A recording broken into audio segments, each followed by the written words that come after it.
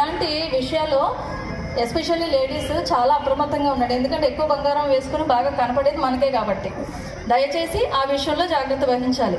ఇంకా రెండో విషయం ఏంటంటే, ఇప్పుడంతా సమ్మర్, పిల్లలకి హాలిడేస్ ఉంటాయి, తర్వాత పెళ్ళిళ్ళు కూడా ఉంటాయి ఈ సీజన్లో.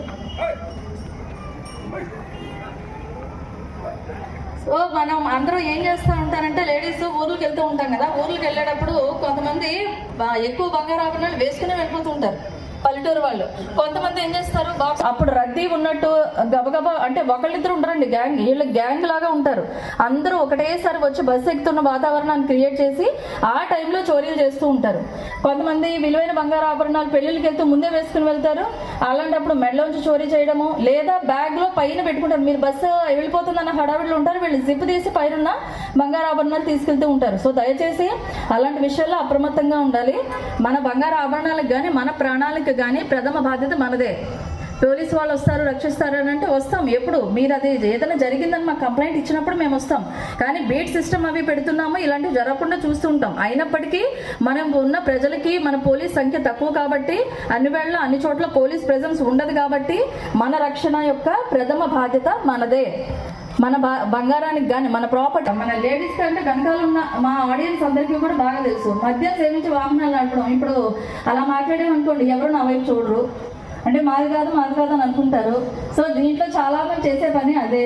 సో దొరికితే మాత్రం 10,000 జరిమానా అప్పటికప్పుడు కట్టాల్సి ఉంటుంది, లేదా మీరు కట్టలేని సందర్భంలో 1 నెల వరకు జైలు శిక్ష వేసే అధికారం కూడా కోర్టుకుంది. సో దయచేసి అది గుర్తుపెట్టుకోండి. ఇది ఎందుకని ఇంత స్ట్రెస్ చేస్తున్నాము అని అంటే, మీ దగ్గర నుంచి డబ్బులు వసూలు చేయాలని మా ఉద్దేశం కాదు.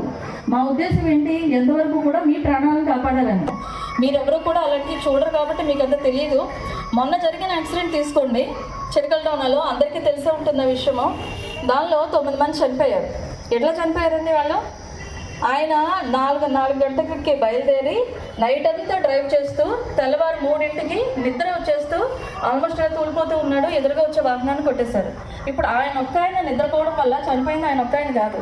ఆయన నమ్మి ఆయనతో పాటు ప్రయాణం చేస్తున్న ఇంకో 8 మంది చనిపోయారు. దానిలో ఒక ఆవిడకి పాపం 3 పిల్లలు ఉన్నారు. ఆ 3 పిల్లలు కూడా దానిలోనే ఉన్నారు.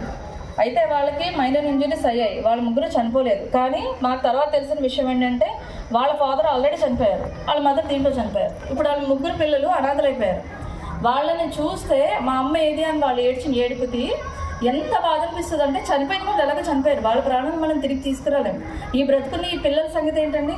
ఆ పిల్లల వయసు 9 సంవత్సరాలు, 7 సంవత్సరాలు, 5 సంవత్సరాలు, అంత చిన్న పిల్లలు ఉన్నారు. వాళ్ళు అన్యాయం అయిపోయారు.